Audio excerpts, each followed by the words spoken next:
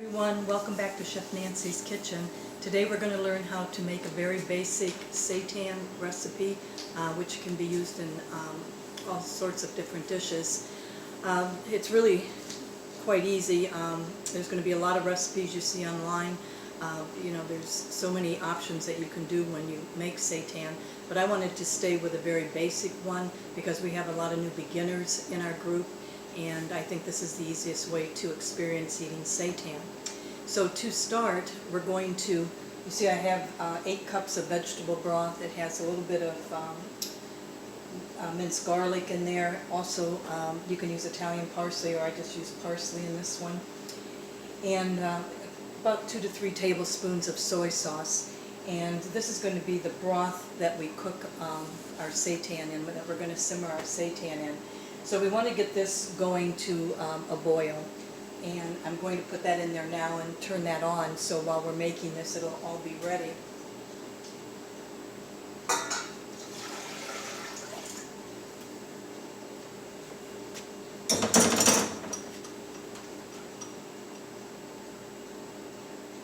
Okay, and our next step is making the seitan. And we always start, no matter what recipe you see making seitan, it'll always start with 2 things. 1 bowl for your dry ingredients and 1 bowl or container for your wet ingredients. So it's always that. 2 bowls are always usually needed. So another point I want to make is that we use Bob's Red Mill Vital Wheat Gluten. Bob's Red Mill has 75 to 80% protein in it, and I'll discuss that a little bit later. But it's the best vital wheat gluten to use for making seitan.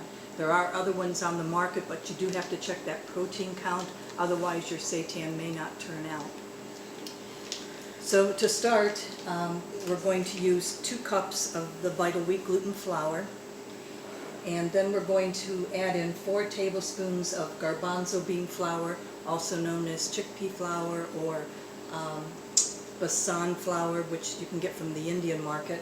I'm just going to show you an example of that, because this is how we buy our chickpea flour, and you get so much more for your money, and it's really a good brand at the Indian market, and it's so much cheaper too. Set that aside. So we're going to add 4 tablespoons of our garbanzo flour to our vital wheat gluten. And next, in this little cup, we're going to add a half teaspoon of sage, 1 teaspoon of margarine, 1 teaspoon of onion powder, 1 teaspoon of garlic powder, a half teaspoon of salt, sea salt, and I've got 2 teaspoons of nutritional yeast, and a 1/4 teaspoon of white pepper, and 2 teaspoons of Italian seasoning. I'll post this recipe online for us. Now there's a lot of optional things you can do with seitan. Again, the nutritional yeast, but if you want maybe a more beefy flavor, you can add the mushroom powder. A lot of times you'll see paprika used in seitan. You want a chicken flavor, you'll see poultry seasoning used in seitan.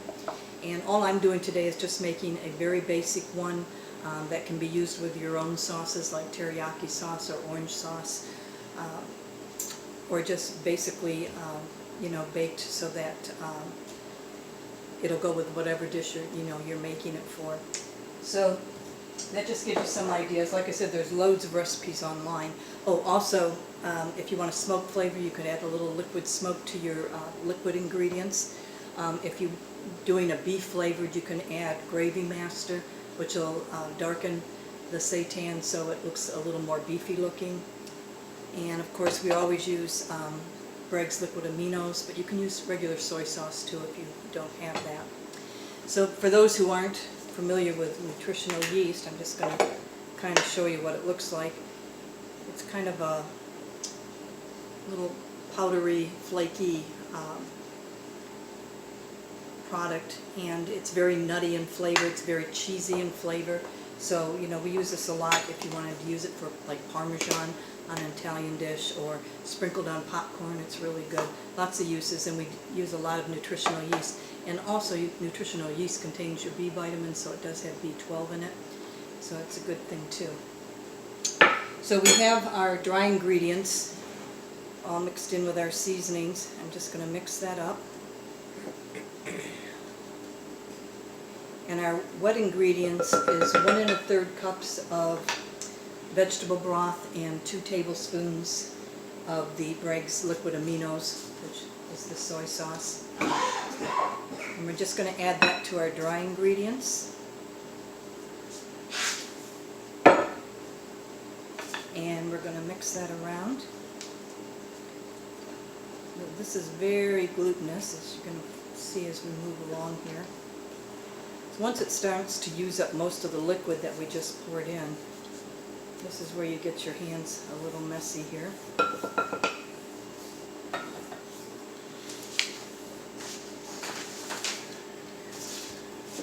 I'm just going to, if you can see that, I'm going to start kind of kneading it, moving it around in the pan so that it picks up all the loose flour. Takes just a few minutes.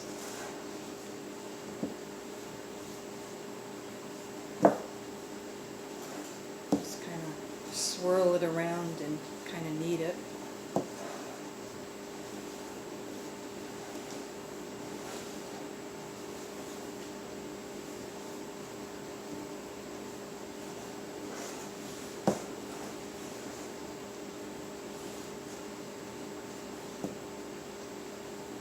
You don't have to be a bread maker to make something like this. So you can see I've got most of the flour out of the bowl. And I'm just going to now soak this right away because you don't want this to sit in your bowl.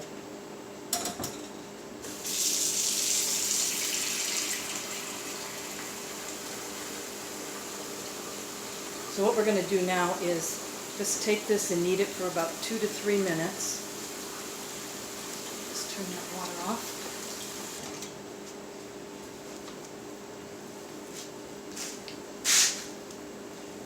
A lot of seitan recipes call for oil. I decided to try it this time without using the oil in it. They usually might use 1 tablespoon, which really isn't that much. But what we're doing here is forming that gluten. You don't want to over knead it, so it takes about 2 or 3 minutes. And I think we're going to do this kind of like a little roast today in the simmering broth, because yesterday I tried to do the video and my phone crapped out, and so now I have a lot of chunks already made up, so I'll be showing you that. But so today I think we'll do it a little bit different so you can see different ways that you can use this. If we do it like a little roast, you'll see that you can slice it then for sandwiches if you wanted to put it in some slices in barbecue sauce and or teriyaki sauce and make a sandwich with it. So all you can see, the more you knead it, the better it gets here. It is a necessary step you have to do.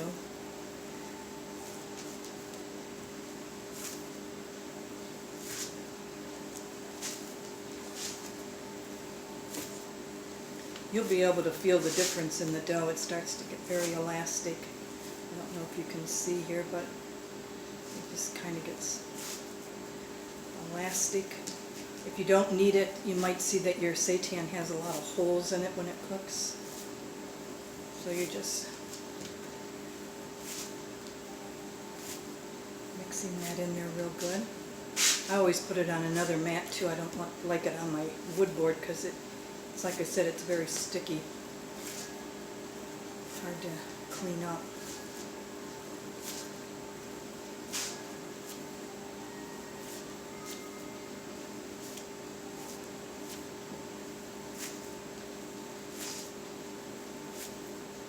So after we do this, we're going to let it rest for a few minutes.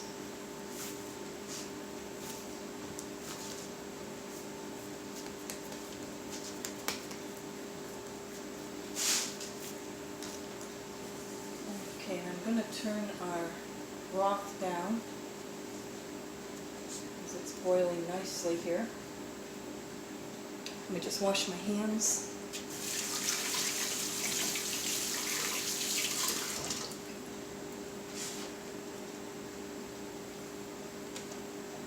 And I'm going to bring some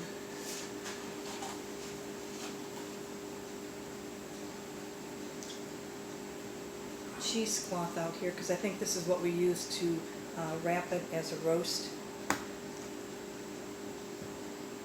I've seen some where they use plastic wrap, but I'm just not crazy about putting it in plastic wrap and then into hot water. I just, don't think that's a good idea, but, you can do that if you want. I'm going to use the cheesecloth today.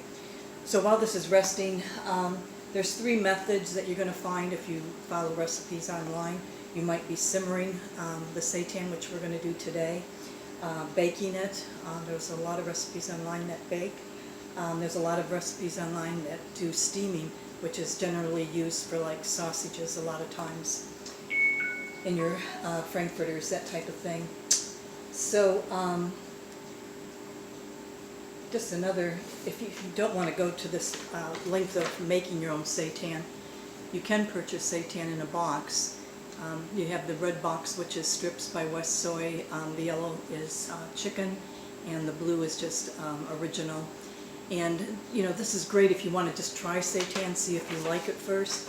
Again, it's the same as a basic recipe, so you can add your own sauces to it, whatever, in a stir fry.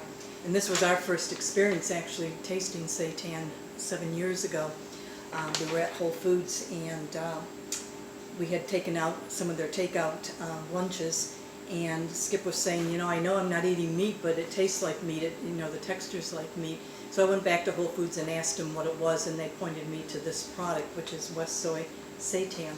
So that's how we became new to seitan, and then of course it developed into making our own seitan. Because when you buy a box like this, it's a little on the pricey side. It's $3.99, but you're only getting a bag about this big, so there really isn't a whole lot of product in there. So when you learn to make it, it's so much easier, and you get so much more product for the money.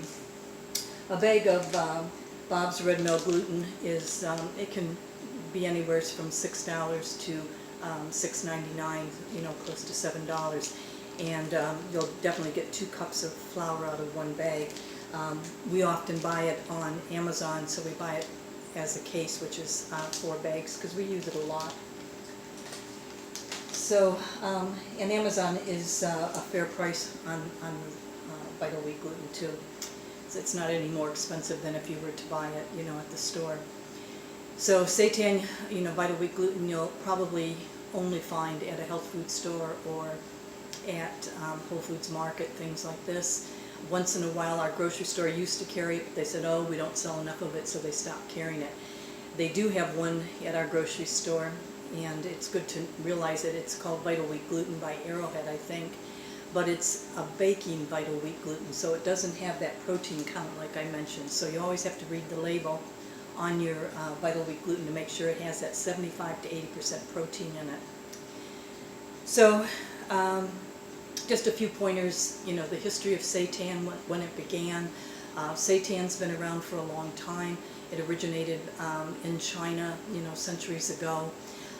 The Buddhists kind of, held on to it, and they just didn't eat meat in their diets, so they incorporated seitan as their meat alternative.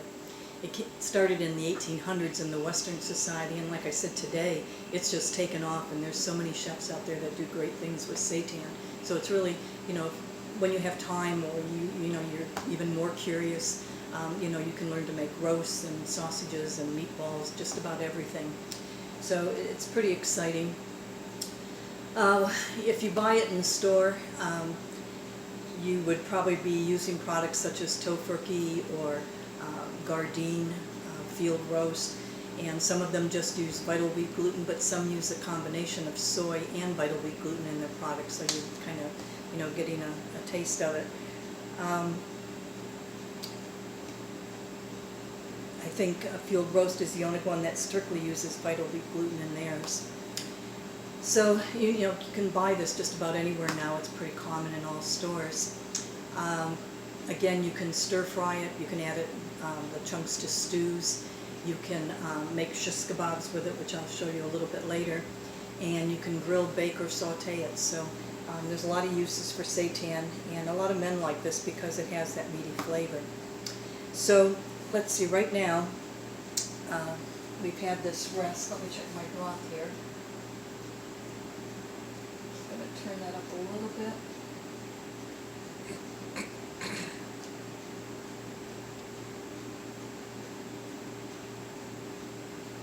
Okay, so we want our broth to actually be boiling when we put this in, because once we add this, our roast, it's going to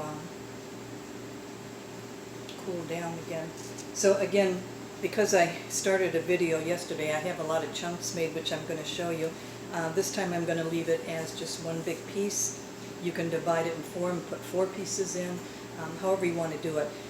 But however you make seitan, remember it always expands in the simmering broth. It'll expand in, when you bake it, also when steaming. So you always have to kind of leave a little room for it to do that expansion. So I'm just going to roll this up.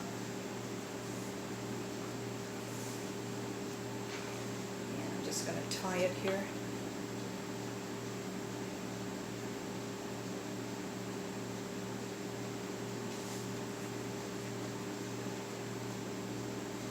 Since this is a little thicker, normally I would do the chunks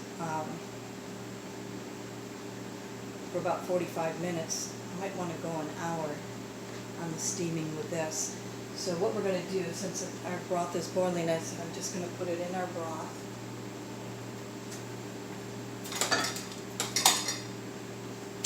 And I'm just going to give that a turn so it's in the broth all the way around.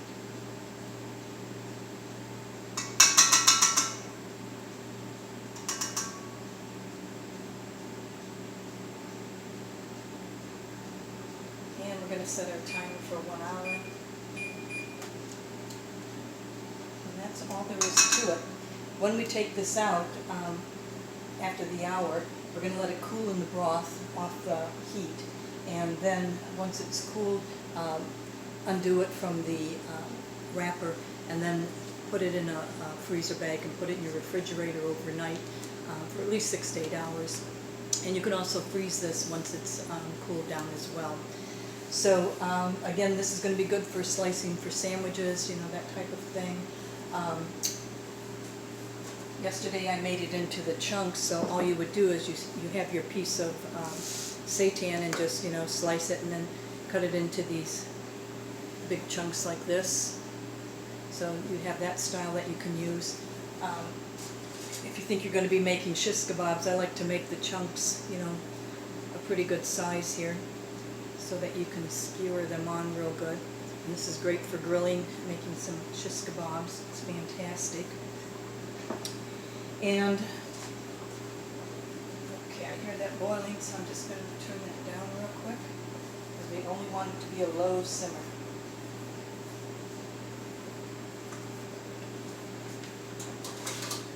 So today I experimented. I don't have an air fryer. I have the little copper basket that works the same as an air fryer. I just don't have room for an air fryer. They're kind of big equipment, and my kitchen's running out of space, to be honest with you. So I use this, and it works great. You can use it in a convection oven or regular oven.